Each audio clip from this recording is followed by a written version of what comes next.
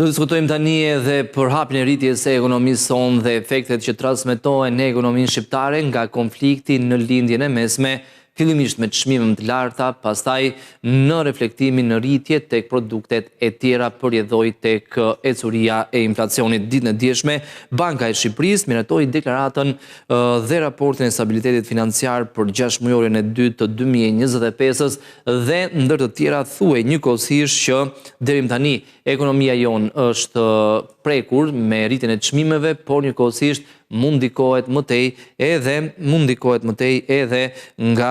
inflacioni i lartë dhe nga dalësimi i ekonomisë. Tregues të rezistencës financiare dhe ushtrimet e provës rezistencës tregojnë se sektori bankar është i qëndrueshëm ndaj rreziqeve të identifikuara. Do diskutojmë më gjërësisht me zotin Igli Tola, ekspert ekonomie pedagog. Zoti Tola, përshëndetje, mirë se erdhët. Përshëndetje, Mesi. Ditën më herët gjatë javës, Banka e Shqipërisë paralajmëroi se mund prekemi, por do të kemi një ngadalësim të ekonomisë dhe një tendencë në rritje të inflacionit. Ne ende nuk e kemi inflacionin zyrtar për muajin mars, por gjithsesi në Eurozonë u vërej një rritje ndjeshme nga 1.9 në muajin shkurt në 2.5% inflacioni në muajin mars të këtij viti. Pra ishte muaji i plot i konfliktit në lindjen e mesme. Mendoni se shumë shpejt përveç çmimeve të naftës, efekti i rritjes së çmimeve do transmetohet edhe në sektor apo në produkte të tjera të ekonomisë sonë? Po, sikundë ju e parashtruat absolutisht, Shqipëria si një ekonomi e vogël e hapur, nuk ka se si ti të bëj përjashtim ajo që si motrat tona kanë përjetuar në këtë periudhë. Kriza në lindjen e mesme normalisht është importuar dhe është reflektuar në gjithë tregjet, qofshin tregjet financiare apo edhe tregjet reale si në Eurozonë por edhe më gjerë. Kështu që është diçka që ne në Shqipëri si konsumator po flasim këtu dhe pastaj duke folur edhe si njohës të ekonomisë e kemi vërejtur. Kemi vërejtur duke parë tendencën në rritje të përshpejtuar të çmimeve të hidrokarbureve. E kemi parë duke vërejtur edhe çmimet e madhave dhe shërbimeve të kryesisht të konsumit përditshëm, që ka mësuar një rritje të ndjeshme, qoftë në tregun e pakicës, por dhe tregun e shumicës në mënyrë analogjike. Ndërsa për sa i përket shifrave konkrete, mbase është herët për të folur, duke qenë se nuk kemi një vlerësim të perceptimit të inflacionit për marsin 2026, por është më së pritshme që ai të jetë përtej i targetit të bankës qendrore dhe në gjykimin tim, nëse kjo situatë vijon të përshkallëzuar në këto ritme, në këto nivele, atëherë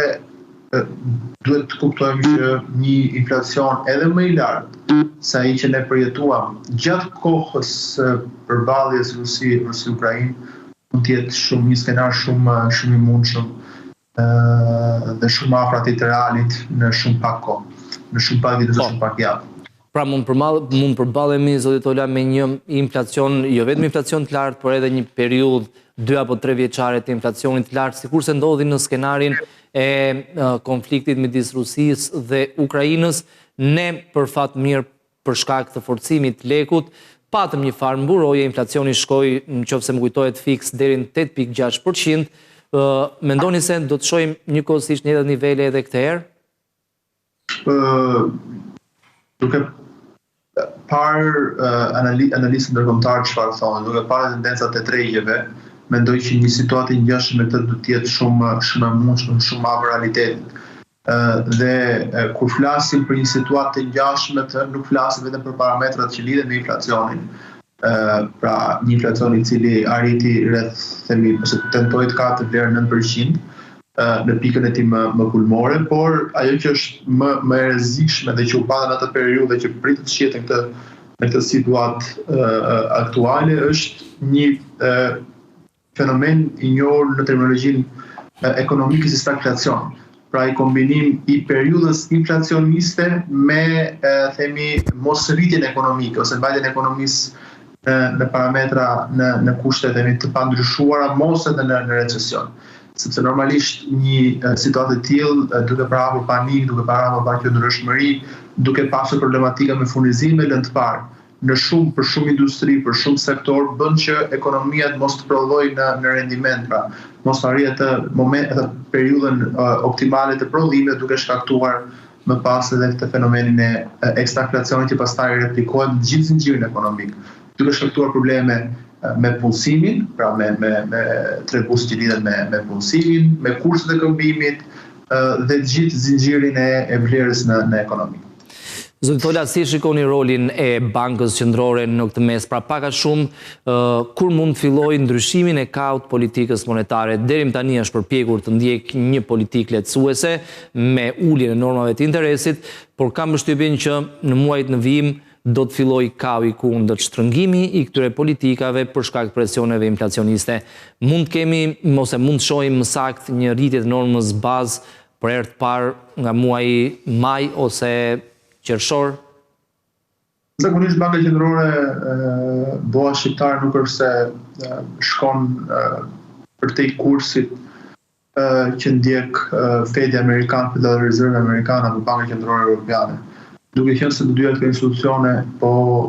tash po dalen në mënyrë publike për të themi qasur ekonomisë në këtë mënyrë, pra në një mënyrë më tradicionale, më konservatore, dhe Banka Qendrore Shqiptare mbas mund të jetë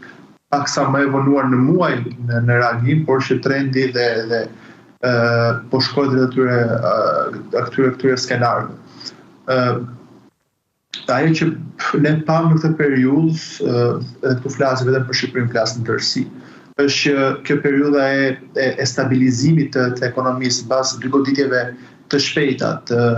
pandemisë dhe më pas të situatës në Ukrainë, nuk rritëm do të kapërceheshin plotësisht dhe akoma pa u stabilizuar kurba,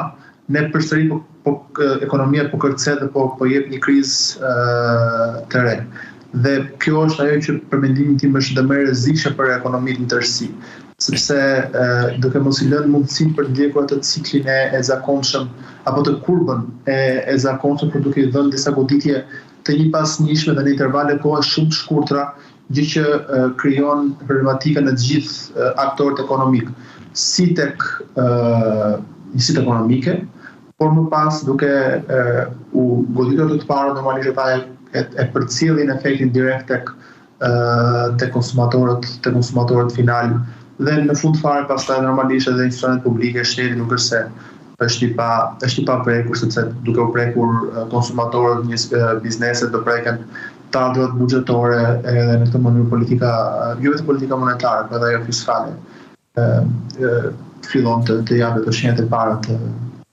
mos stabilitetit. Zoti Tola, ju përmendët skenarin e stagflacionit. Ndërkohë, ka një debat në botë në lidhje me efektet që do t'jap konflikti në lindjen e mesme. Do t'jetë vetëm inflacion apo do t'jetë njëkohësisht edhe një recesion në vitet në vijim? I shikoni të dyja të mundshme, sepse referuar të kaluarës, kur ka pasur periudha inflacioniste të larta, është dashur njëkohësisht edhe një recesion për ta vrarë në një farë mënyrë inflacionin e lartë. Patjetër, si mund të thashë pak më lartë, mendoj që kombinimi i inflacionit me stagnacionin ekonomik dhe me tendenca edhe rëndëse, mendoj që është skenari më i mundshëm, për shkak se nuk është thjesht më një inflacion i importuar, ndërkohë që ekonomitë lokale apo rajonale, apo edhe ekonomia eurozonës performon apo po operon në kushte të përshtatshme, nuk flasim për optimale. Duke pasur problematika me furnizime lënë të para, qoftë për sa i përket hidrokarbureve, por edhe për një pjesë madhe të tjera, si kundër të lidhura me sektorin bujqësor dhe jo vetëm për shkak të bllokimit të ngushëllisë së Hormuzit, mendoj që kjo do preki thash sektorët prodhues deri tek konsumatori në Europë dhe në Shqipëri. Prandaj nuk flasim vetëm për inflacion, por flasim për stagflacion, sepse kriza që tashmë po përshkallëzohet është një rajon i cili është i ngjashëm, pavarësisht distancës gjeografike, është i ngjashëm me rajonin e Ukrainës. Pra një rajon i cili ka resurse, ka dominancë në tregje për një sër produktesh, për cilët ka avantazh konkurrues në ofrim, Dhe duke goditur këto vende normalisht goditen gjithë tregjet që janë të varura nga këto produkte. Mundësia që tregjet europiane të gjejnë mundësi alternative furnizimi, duke i zëvendësuar kanalet e furnizimit apo zgjedhjet e furnizimit, nuk është diçka që ndodh kaq shpejt dhe ka më shumë djase që të përfundojë më shpejt lufta sesa të rivendosen kanalet e reja furnizimi. Ndaj është e pashmangshme stagnacioni ekonomik me tendenca në afatmesme dhe për rënje ekonomike. Nëse Banka e Shqipërisë do ndryj qoftë nëpërmjet normës së interesit apo formave të tjera, mendoni se është i vështirë transmetimi politikave të Bankës Qendrore në ekonominë tonë unë po përmend dy arsye, por mund të ketë edhe shumë të tjera, informaliteti dhe euroizimi i ekonomisë sonë? Absolutisht, çdo politikë monetare, qoftë aplikuar qoftë përmes instrumentave të drejtë për drejtë ose përmes instrumentave indirekt, nuk jep efektin është parë që nuk jep efektin e pritshëm apo të kërkuar në ekonomi. Sikundër tendenca për të stabilizuar normat në treg përmes normës bazë të interesit, por qoftë edhe ndërhyrja drejt për drejt në treg përmes rezervës valutore për të menaxhuar kursin e këmbimit. Është parë që për shkak të një informatiti të lartë i cili nga institucionet ndryshme ndërkombëtare vlerësohet në masa të ndryshme, por gjithmonë duke pasur një minimum 30 deri 40% në raport me turnoverin total të ekonomisë dhe një fenomen i euroizimit të tregut që pavarësisht tentativave të Bankës Qendrore për ta luftuar si fenomen, duket se ky fenomen është më i fortë se sa çdo tentativë tjetër për ta neutralizuar ose për ta menaxhuar atë. Nuk është se jep efektin e pritshëm në ekonomi, por patjetër që një efekt nën atë të pritur apo të vlerësuar do shihet në treg. Dhe Banka Qendrore nuk ka se si të kursehet apo të shmangë apo të shtyjë vendimarrjen për ndërhyrje në treg për shkak të pamundësisë për të arritur ato rezultate të pritura ose të kërkuara. Kjo është diçka e cila nuk është është më zgjedhje e Bankës Qendrore, është diçka e cila është taksative duke qenë se aplikohet në masë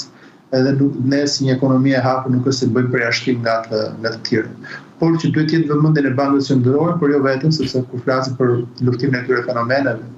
dy ndërta që ju i përmendët, nuk është se është thjesht në vullneti i Bankës Qendrore apo një institucioni, pavarësisht kush do qoftë ai, të shkëputur apo të më vetësishëm për ta prenuar, për ta menaxhuar si fenomen. Duhet një veprim interinstitucional me të gjithë organet publike, qofshin edhe pushtetit qendror, por jo vetëm, për ta në një vullnet i palët, për ta për t'u qasur drejt këtij fenomeni. Së pari, edhe të lidhur me informalitetin e lartë, por po kaq të rrezikshëm edhe ai i parave informale dhe normalisht edhe euroizimit kryesisht të ruajtur apo të transaksionuar përmes monedhës europiane. Zoti Tola, si shikoni dinamikën në tregun e naftës në vendin tonë, flas gjithmonë ju pyet sepse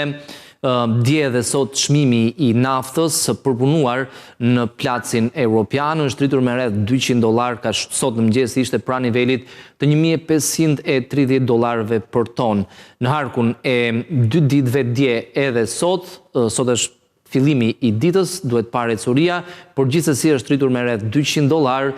dhe edhe për faktin që është fundjavë gjatë, e hëna është pushim, kam përshtypjen që bordi mund mblidhe ditën e sotme dhe për herë të parë çmimi do të kalojë nivelin e 220 lekëve, që do thotë se do të aktivizohet ulja me 20% e akcizës. Si shikoni dinamikën, por njëkohësisht edhe masat e marra nga qeveria? Atëherë, që ta sqaroj me pak fjalë, treguesi që shërben si benchmark për tregun lokal është treguesi plac. Por duhet pasur parasysh edhe brendin e naftës që ka përcjellur vlerën $160 dhe tendencat e placit është që sot për të mbyllur dita me një vlerë mbi 1600 do vi ose po shkojmë në atë momenti që çmimi do ka përcejë, siç e thatë, 220 lek për litër dhe normalisht do aktivizohet ai që është premtuar reduktimi 20% i taksës së aksizës. Por për qytetarët duhet kuptojnë diçka që dakord do të ketë një reduktim të aksizës me 4-5 lek, por ndërkohë do ketë një rritje të naftës dhe mendoj që vendimarrja e Bordit do e çojë çmimin final të shitjes mbi 235 lek, në intervalin 35-240. Pra do kursejnë të themi 4-5 lek, po ndërkohë do ketë një rritje të çmimit me të paktën themi 15-20 për shumë lek. Pra në thelb, në neto, çmimi do të rritet. Do të rritet, por nuk do të rritet aq sa do të rritej me akcizën e plot. Po absolutisht, po është një efekt i pa llogaritshëm. Po shohim një tendencë të rritjes së hidrokarbureve, kryesisht të naftës, po edhe të gazit lëngshëm që besodarisht shifrat të rekord në historinë njerëzore dhe parashikimet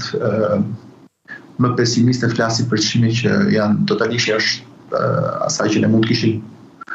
themi parë edhe në ëndër më të çmendur duke kapur dhe vlera dhe mbi 400 apo 500 lek për litër ose dollar për litër, kështu që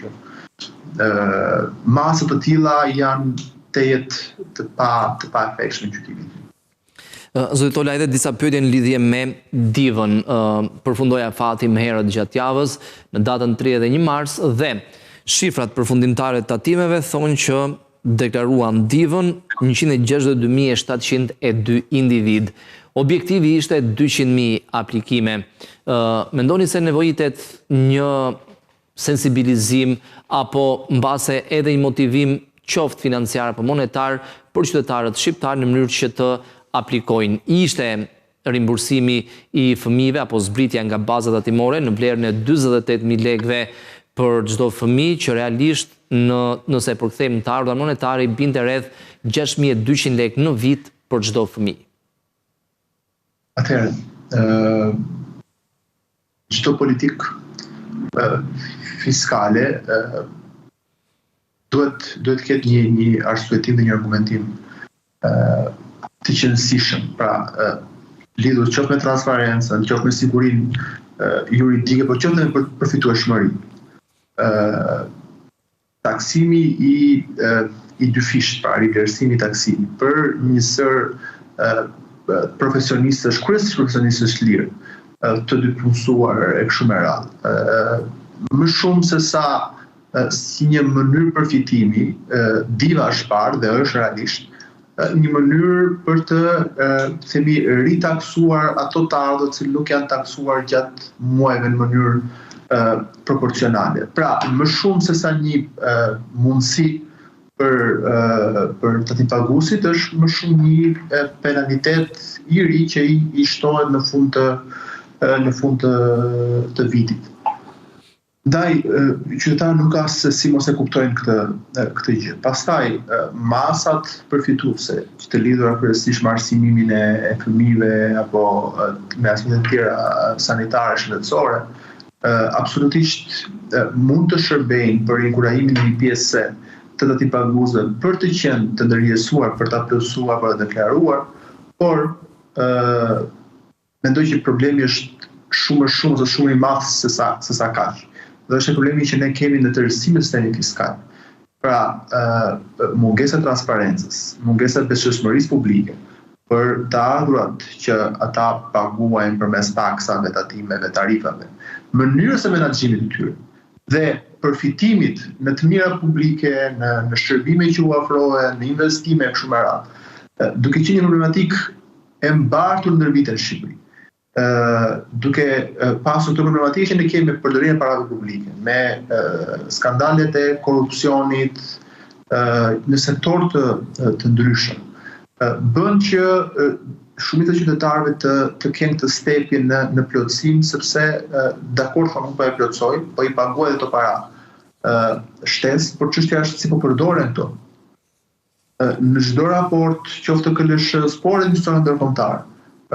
vjet gjithmonë në krye të çdo raporti problematika lidhur me korrupsionin, menaxhimin e parave publike, duke çuar edhe në masa të ndryshme restriktive dhe në sistemi gjyqësor për një pjesë drejtuese të tyre, të shënjës drejtuese të tyre sektorëve, të tyre dikasterave, bën që themi jo vetëm me ndihmën, por me çdo aspekt tatimor të ketë ky stereotipizim ose ky paragjykim. Dhe ky paragjykim nuk do të mbaroj as me divën, as me asnjë taks tjetër, por do të shkoj drejt një zgjidhje nëse ne do japim realisht një panoramë të qartë dhe një besueshmëri të atij paguesve, qofshin këto persona fizik, persona juridik, pavarësisht statusit të tyre apo edhe individ. E qartë, zoti Tola, ju falenderoj për të gjitha mendimet e sjellja në studio, ditë mbar në vim.